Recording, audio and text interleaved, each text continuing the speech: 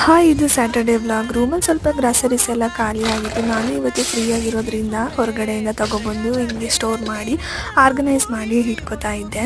ಇನ್ನು ಇವತ್ತಿನ ತಿಂಡಿಗೆ ಪಾಲಕ್ ಸೊಪ್ಪು ಮತ್ತು ಗೋಧಿ ಹಿಟ್ಟು ಹಾಕ್ಕೊಂಡು ಚಪಾತಿ ಮಾಡ್ಕೋತಾ ಇದ್ದೆ. ಅದ್ರ ಜೊತೆಗೆ ತರಕಾರಿ ಎಲ್ಲ ಇತ್ತು, ಅದನ್ನು ಹಾಕಿ ಕಡಲೆಕಾಳು ಹಾಕಿ ಕುರ್ಮಾ ಟೈಪ್ ಮಾಡ್ಕೊಳ್ಳೋಣ ಅಂತ ಮಾಡ್ಕೋತಾ ಇದ್ದೀನಿ.